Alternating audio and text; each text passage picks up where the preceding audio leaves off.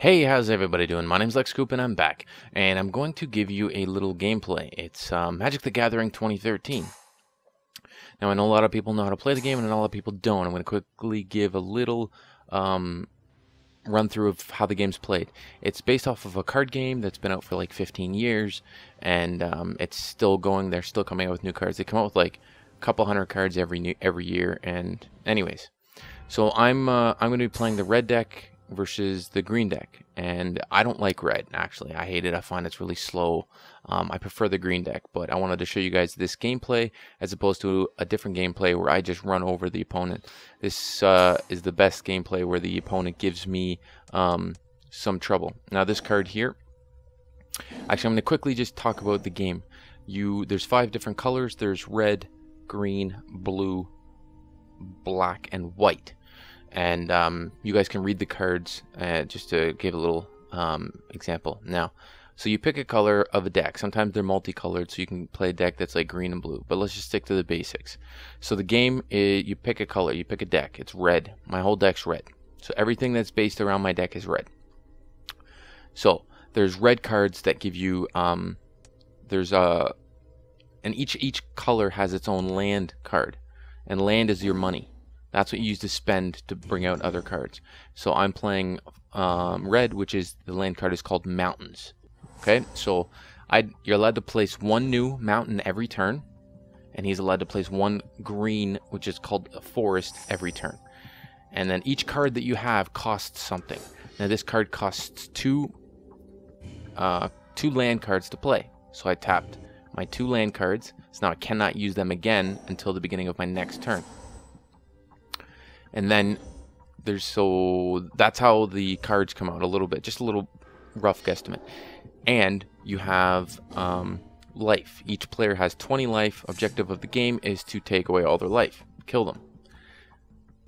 So you bring out creatures, and your creatures go onto the battlefield. Now the thing that I brought out last turn makes it so that creature red spells that cost 1 less to play.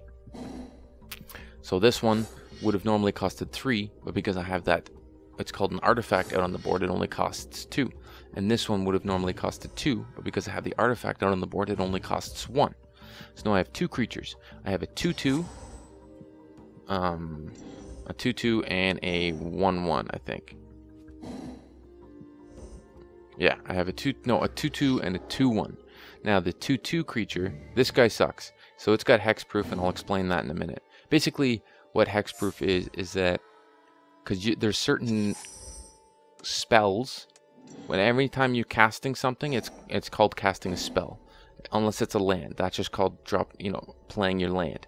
So again, remember that the land is your money cards. That's what costs you spend to bring out your creature cards. So here I have 2 creatures, a 2/2 and a 2/1, and I'm pretty sure, yeah, this is where I screw up, because you're allowed to bump up this creature. This creature has on it press 1 red, and it bumps it up, and I completely screwed up. I was trying to take out his 3/3. That was the only screw up of the game, but I screwed it up early. I could have taken out his 3/3. So hexproof, basically what hexproof is that you can't cast any spells that will target this card.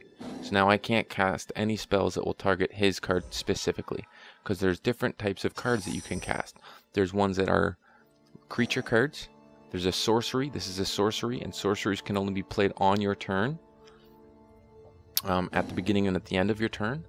And there's instances that can be casted throughout at any point in the game. Anytime somebody does something, you can play an instant. Now this creature, I'm able to deal 3 damage, divided up any way I want. So I do 2 to his 2/2 creature, and then I did 1 to him because I can't do 1 to the other guy because it is hexproof. And now I'm attacking him with a 5/4 creature, which he can block, but his creature is a 3/3. Now the first number, the 5, is the creature's damage, what the creature's damage will do to the opposing player or creature.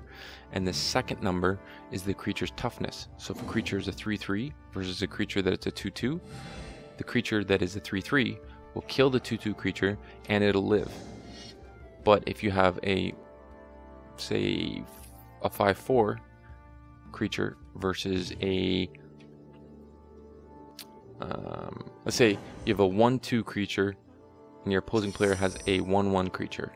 If I attack with him and he chooses to block it, because you don't have to block, if he chooses to block it, his 1/1 creature will do 1 damage to my creature and mine will do 1 to his.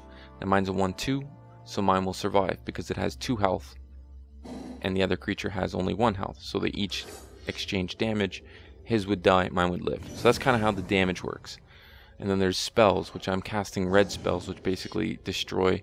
That last one I casted, it cost, it does 3 damage to each creature and each player that is dealt damage that way. So I dealt 3 to his creature, 3 to mine. I took 3 damage and he took 3 damage. The reason I did that is because it's not a targeting spell. Those are the only ones that hexproof can't do anything about. So this creature has flying. There's also flying involved in this game. So if you have a flying creature and they do not have a flying creature, they have a land creature, your flying creature will fly over top of them and hit the player directly.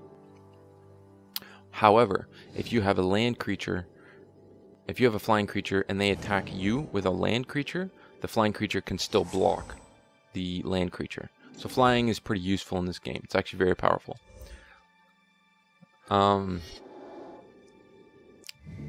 So he just casted an artifact. Artifacts aren't creatures, they just sit on the sidelines and they don't do anything.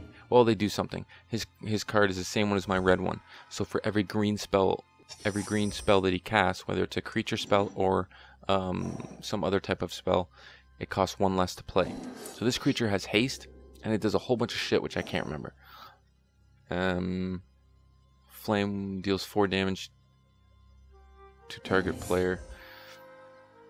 Alright, so right now at this point I've completely got control of the board. I've got 3 huge creatures out. Okay, here's another thing. Here's one thing that you need to learn.